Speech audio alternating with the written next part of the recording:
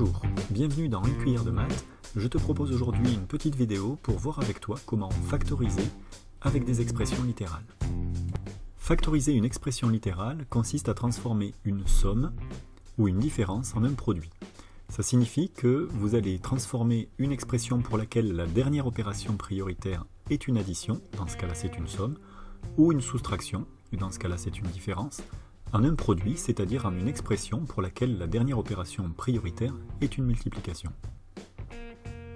Pour bien comprendre comment factoriser, je te propose de traiter avec toi un exemple. Je te donne l'expression 2 multiplié par 3 plus 3 multiplié par a. Cette expression correspond bien à la situation. En effet, dans cette expression, j'ai trois opérations, 2 multiplications et une addition, et c'est l'addition la moins prioritaire, en vertu des règles sur les priorités de calcul. C'est donc l'addition qui donne son nom à l'expression, qui est donc bien une somme.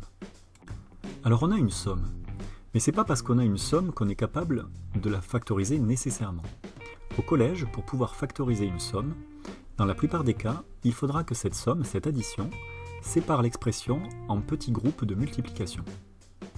Et de plus, il faudra que dans chacun de ces groupes, on puisse repérer un facteur commun. Ici c'est le cas, puisque tu vois que le symbole d'addition sépare bien deux multiplications, 2 multiplié par 3 et 3 multiplié par a, et que dans chacune de ces multiplications, tu vois le facteur commun 3. Toutes les conditions sont réunies pour procéder à la factorisation, on va donc l'écrire. Comment ? Je t'explique. Tout d'abord, la factorisation, c'est transformer une expression en produit.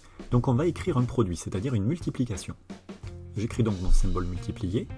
À sa gauche, on va trouver le facteur commun 3, qui apparaît dans chacun des petits groupes de multiplication séparés par le symbole plus. Et à sa droite, on va produire une somme, une addition entre parenthèses.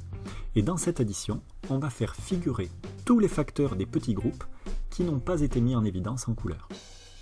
À gauche du symbole plus, dans les parenthèses, on trouvera le ou les facteurs qui n'ont pas été colorés dans le premier groupe de multiplication. Et à droite du symbole plus, on trouvera le ou les facteurs qui n'ont pas été surlignés, pas mis en évidence, dans le deuxième groupe de multiplication. Dans mon premier groupe de multiplication, j'avais 2 multiplié par 3. Le 3 est en vert, il a déjà été mis en facteur à gauche. Je vais donc recopier le 2 à la gauche du plus. Puis dans mon deuxième groupe de multiplication, j'ai déjà le 3 qui est en vert, puisqu'il a été mis en facteur, c'est notre facteur commun. Je n'ai que le facteur a qui n'a pas été utilisé, je le place à droite du plus dans mes parenthèses. Et j'obtiens donc l'expression produit, puisqu'à présent c'est la multiplication qui est à l'extérieur des parenthèses qui est la moins prioritaire, 3 multiplié par 2 plus a. Et pour terminer, j'applique la règle de convention qui permet de sous-entendre le symbole multiplié. Je colle en quelque sorte le nombre 3 aux parenthèses, ce qui me donne 3 facteurs de 2 plus a. Je suis bien passé d'une expression somme, avec l'addition qui était l'opération la moins prioritaire, à présent un produit, puisque c'est l'opération multiplication à l'extérieur des parenthèses qui est la moins prioritaire et qui donne son nom à l'expression. Cette vidéo s'achève, je te retrouve bientôt pour d'autres vidéos.